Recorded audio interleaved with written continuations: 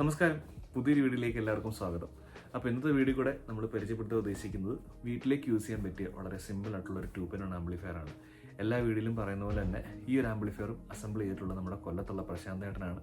Video കണ്ടതിന് ശേഷം നിങ്ങൾക്ക് ഇതുപോലത്തെ ആംപ്ലിഫയർ അസംബിൾ ചെയ്യാൻ താല്പര്യം ഉണ്ടെങ്കിൽ, അതായത് 2-in-1, 5-in-1 അല്ലെങ്കിൽ സ്റ്റീരിയോ ഏത് ടൈപ്പ് ആംപ്ലിഫയർ അസംബിൾ ചെയ്യാൻ താല്പര്യം ഉണ്ടെങ്കിൽ പ്രശാന്തേട്ടനെ കോൺടാക്ട് ഉള്ള നമ്പർ ഞാൻ ഡിസ്ക്രിപ്ഷനിൽ കൊടുക്കുന്നുണ്ട്. കൊല്ലത്താണ് ലൊക്കേഷൻ വരുന്നത്.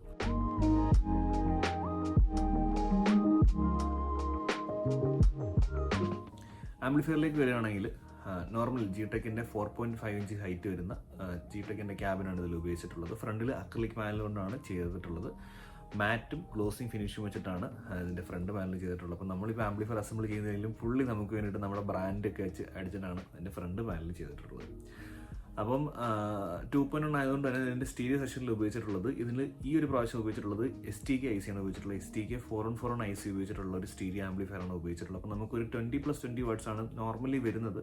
പക്ഷേ നമുക്ക് STK IC ഉപയോഗിച്ചിട്ടുള്ളവർക്കറിയാം, നമുക്കൊരു 100 വാട്ട്സിൻ്റെ രീതിയിലുള്ള ഒരു പെർഫോമൻസ്, നല്ല സ്പീക്കർ കൊടുക്കുകയാണെങ്കിൽ, നല്ല ട്രാൻസ്ഫോമർ കൊടുക്കുകയാണെങ്കിൽ, നല്ല IC ആണെങ്കിൽ നല്ല ഔട്ട്പുട്ട് നമുക്ക് കിട്ടും. അപ്പം ഞാൻ പേഴ്സണലി യൂസ് ചെയ്തിട്ടുള്ളതാണ് STK IC 4-on-4 IC. നമ്മുടെ ചാനലിൽ ഒരുപാട് വീഡിയോസ് ഇട്ടിട്ടുള്ളതാണ്. നല്ലൊരു IC ആണ്. ഹോം യൂസിന് പറ്റിയൊരു ഓഡിയോ, നല്ല വിൻറ്റേജ് ഓഡിയോ ഒരു ഫീല് നമുക്ക് ആ ഒരു സ്റ്റീരിയോ സെക്ഷനിൽ നമുക്ക് കിട്ടും. സബിൻ്റെ സെക്ഷനിലേക്ക് വരികയാണെങ്കിൽ യൂണിവേഴ്സലിൻ്റെ ഒരു 4 MOSFET മോണോബോർഡാണ് ഇതിൽ ഉപയോഗിച്ചിട്ടുള്ളത്. അത് വിത്ത് സബ് ഫിൽറ്റർ വരുന്നൊരു മോണോബോർഡാണ് ഇതിൽ ഉപയോഗിച്ചിട്ടുള്ളത്. അതിൽ നമുക്ക് 4 ohms ലോഡ് ചെയ്തിട്ട് നല്ല പവർ സപ്ലൈ ആണെങ്കിൽ നമുക്ക് മാക്സിമം പോയി കഴിഞ്ഞാൽ നമുക്കൊരു 180 വാട്ട്സ് വരെയൊക്കെ നമുക്ക് കിട്ടും.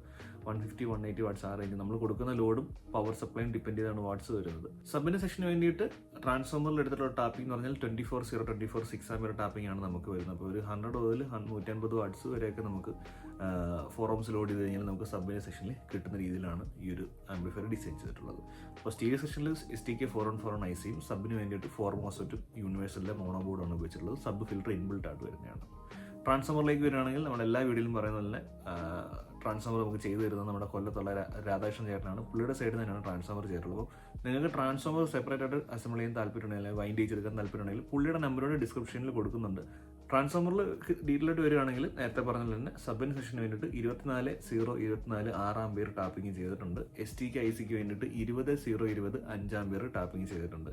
പിന്നെ 12/0 2 ആംപിയറിൻ്റെ 2 ടാപ്പിങ്ങും 10/0 2 ആംപിയറിൻ്റെ 2 ടാപ്പിങ്ങും കൊടുത്തിട്ടുണ്ട്. ഫാനിനും സ്പീക്കർ പ്രൊട്ടക്ഷൻ ബോർഡിനും ഒക്കെ ആയിട്ട് സെപ്പറേറ്റ് ആയിട്ട് ടാപ്പിംഗ് ഇട്ടിട്ടുണ്ട്. നോയ്സും കാര്യങ്ങളൊക്കെ ഒഴിവാക്കാൻ വേണ്ടിയിട്ടാണ് അങ്ങനെ സെപ്പറേറ്റ് ടാപ്പിംഗ് ഇട്ട് ചെയ്യുന്നത്. പവർ സപ്ലൈ സെക്ഷൻ പുള്ളി തന്നെ ചെയ്തിട്ടുള്ളതാണ്. ഡോട്ട് PCBയിൽ ചെയ്തിട്ടുള്ള നല്ല ക്ലീൻ ആയിട്ടുള്ള പവർ സപ്ലൈ സെക്ഷനാണ് ഈ ഒരു ആംപ്ലിഫയറിൽ ഉപയോഗിച്ചിട്ടുള്ളത്. സ്പീക്കർ പ്രൊട്ടക്ഷൻ ബോർഡ് എന്ന് പറഞ്ഞാൽ ഡിടെക്കിൻ്റെ ഒരു 2.1 സ്പീക്കർ പ്രൊട്ടക്ഷൻ ബോർഡാണ് ഇതിൽ ഉപയോഗിച്ചിട്ടുള്ളത്. പിന്നെ ടോൺ കൺട്രോൾ പവർ ട്രിക്കിൻ്റെ ഒരു 2-way ടോൺ കൺട്രോൾ ബോർഡാണ് ഇതിൽ ഉപയോഗിച്ചിട്ടുള്ളത്. ബേസ് ട്രിപ്പിളൊക്കെ കൺട്രോൾ ചെയ്യാൻ വേണ്ടിയിട്ട്. ഫ്രണ്ടിൽ നോക്കുകയാണെങ്കിൽ നേരത്തെ പറഞ്ഞാൽ ബേസിക് ഡിസൈനാണ് പറയുന്നത്. ഒരു സബിൻ്റെ കൺട്രോൾ നോബ് വരുന്നുണ്ട്. പിന്നെ വോളിയം, ബേസ്, ട്രിപ്പിൾ, ബാലൻസ്, ഇത്രയാണ് കൺട്രോൾ വരുന്നത്. പിന്നെ ഒരു പവർ ഓൺ ഓഫ് സ്വിച്ച് വേണ്ടിയിട്ട് ഒരു ഓൺ ഓഫ് സ്വിച്ച് ഉണ്ട്. അത് LED ഉള്ള ഓൺ ഓഫ് സ്വിച്ചാണ് ഇതിൽ ഉപയോഗിച്ചിട്ടുള്ളത്.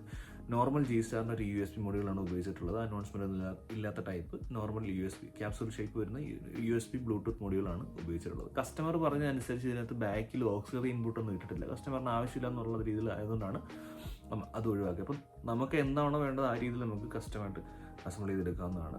പിന്നെ കൂളിങ്ങിന് വേണ്ടിയിട്ട് സ്റ്റോൺ പ്രോയുടെ ഒരു 4 ഇഞ്ച് ഹൈറ്റ് വരുന്ന 2 ഫാനും കൂളിങ്ങിന് വേണ്ടിയിട്ട് ഉപയോഗിച്ചിട്ടുണ്ട്. അപ്പോൾ ഇത്രയാണ് ഈ ഒരു ആംപ്ലിഫയറിനെ പറ്റി ടോട്ടലായിട്ട് പറയാനുള്ളത്.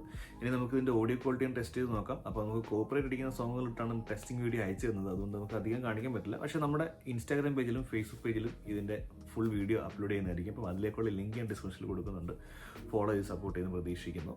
അപ്പോൾ ഇത്രയൊക്കെ ഉള്ളൂ നമ്മുടെ ബേസിക് 2.1 ആംപ്ലിഫയറിൻ്റെ റിവ്യൂ എന്ന് പറയുന്നത്. അപ്പോൾ ഇതുപോലുള്ള ആംപ്ലിഫയർ അസംബിൾ ചെയ്യാൻ താല്പര്യമുണ്ടെങ്കിൽ തീർച്ചയായിട്ടും കോൺടാക്ട് ചെയ്യാം. നമ്പർ ഡിസ്ക്രിപ്ഷനിലുണ്ട്. അതുപോലെ നമ്മുടെ ബോക്സിൻ്റെ ആംപ്ലിഫയറിൻ്റെ ഒക്കെ റിവ്യൂസ് ഒക്കെ ഉടനെ വരുന്നതായിരിക്കും. കുറച്ച് ബിസി ആയതുകൊണ്ടാണ് വീഡിയോസ് ഇടാൻ ലേറ്റ് ആവുന്നത്.